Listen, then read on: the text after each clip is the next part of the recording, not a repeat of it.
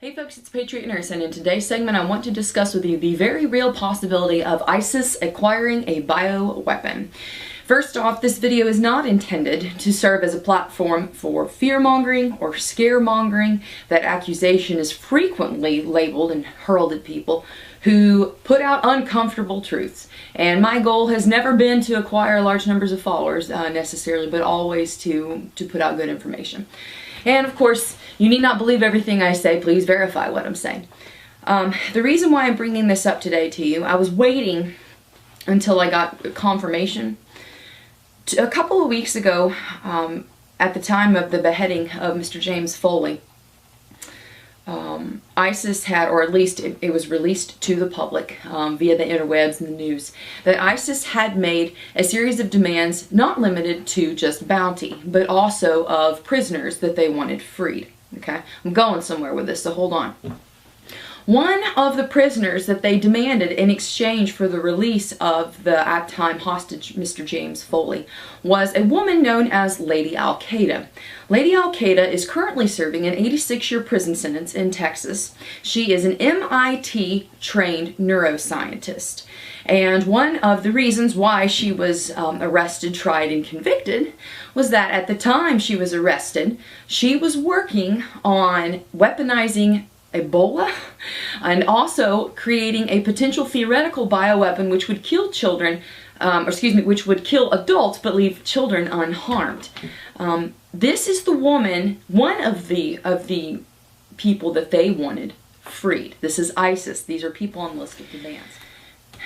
At this point, given everything else that has been going on, and also given the extraordinary level of funding and wealth that has been channeled into ISIS, I think it is reasonable for us to then seriously consider the contingency of a bioweapon attack against the United States. And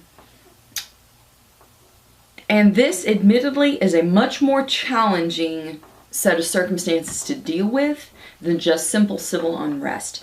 Here's the problem when we're looking at a bioweapon attack, or also this can be applied to a pandemic hitting in the United States.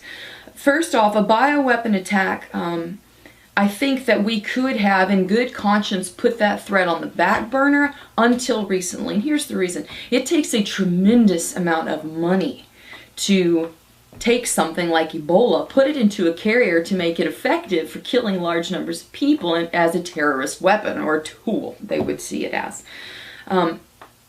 It was cost prohibitive for many of the smaller, perhaps less well-funded terrorist groups. It was cost prohibitive for them to be able to put feet on this and actually apply this abstract concept of let's take them out with a bioterror or bioweapon. I don't think we can any longer put it on the back burner. This one right here is heating up. This is medium temperature, in my opinion. And again, I don't work for the State Department. I don't have access to classified information. I'm just putting two and two together here. And at this point right now, given that Lady Al-Qaeda was one on the list of demands of prisoners freed from ISIS, let's ask ourselves the question, do they have the ability to get their hands on Ebola now? Overwhelmingly, yes.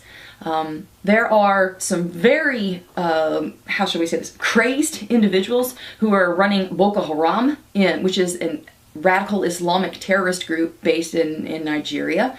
Nigeria is not that far away from the center of the Ebola outbreak. I believe it's just one country's width, which is not very far when you consider the far reach of people who can control others with terror and pretty much get whatever they need.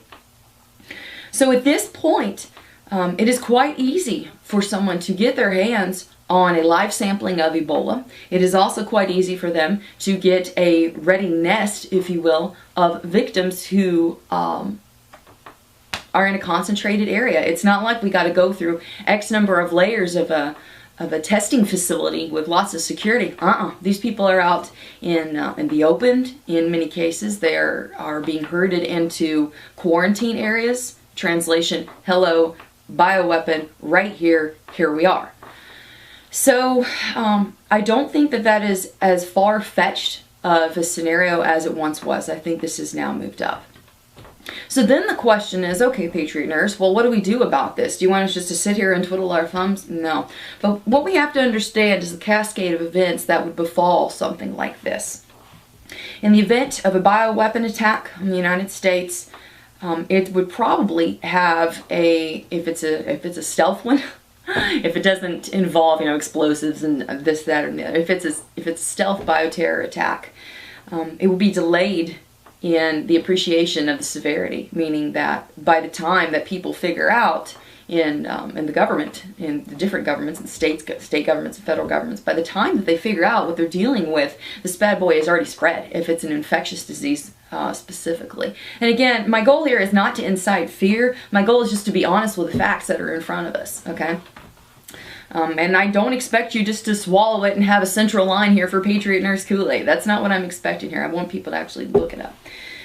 So when we look at the cascade of events that befalls this, first off, you have large numbers of people who are potentially sick. We could potentially have mass casualties.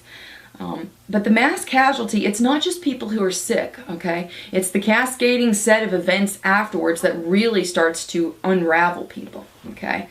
And in many cases, it's like a pandemic, a localized pandemic, an epidemic.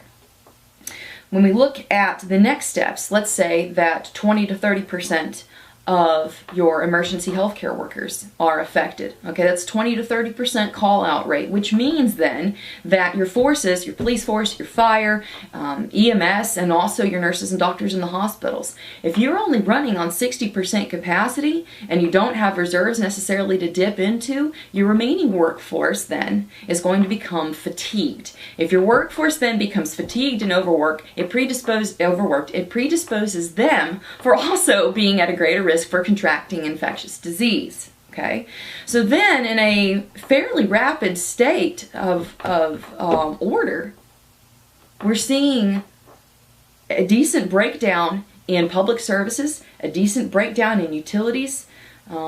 Potentially the roads don't get cleared, the power lines do not get serviced. So people's standard ways of living start to rapidly decay, which could very well lead to violence on a localized level, certainly in urban areas where there's much greater draw on public services, right? So then if we're going to consider this as the inevitable eventuality of a bioweapon attack, we also have to sit down and evaluate, okay, what are my specific risks here in the midst of all of these other factors? The specific risk here for folks in urban areas is, number one, in the event of a bioweapon or a pandemic, the specific threat level here for this person being in a condensed area, basically shoved together in a veritable human petri dish, their main risk potentially is contracting disease. Whether or not they're going to be able to surmount it is another thing. The second point there is that in these urban areas, the supply lines, while more tends to go into them, if they are choked off, or if the driving force, for instance the truckers or the railroad operators, if they are sick as well, then goods and services do not get transited and effectively dispersed throughout the city. So being in an urban center puts a person at a greater risk for not only contracting disease, but also being at risk for having their services cut off, potentially. And also, I would add, encountering interpersonal violence over many different things. When we're looking at someone who lives in a suburban or rural setting, the calculus changes just a little bit, okay?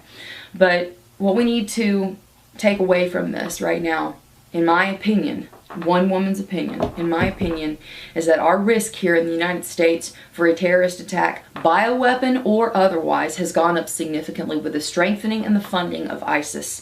And because our government, and honestly, it's not just the executive branch, it's the people of the United States. I don't believe that we have the resolve or the stomach to do what is necessary in order to kill these people.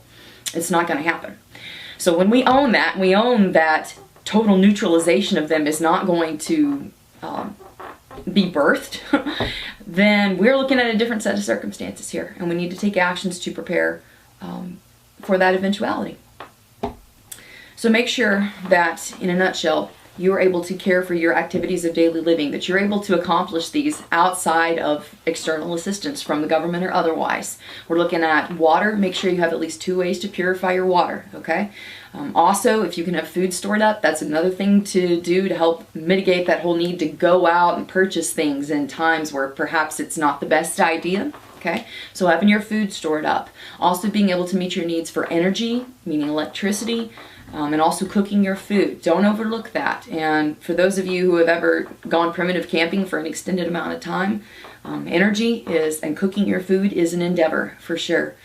And also I would encourage you, if you have not learned how to fight with your weapon, plinking is not the same as fighting. If you have not learned how to fight with your weapon, how to move and shoot and take cover and concealment, if you haven't learned how to do this, let me encourage you to make that a priority. Okay, there are plenty reputable schools around the country to train with, and I encourage you to seek them out. Okay, so in a nutshell here, I don't think that we can any longer consider the risk of a bioweapon, specifically a biological terrorist attack. I don't think that we can consider that something as an abstraction anymore. I think this has moved from the abstract world to the real concrete potential threat level. Okay.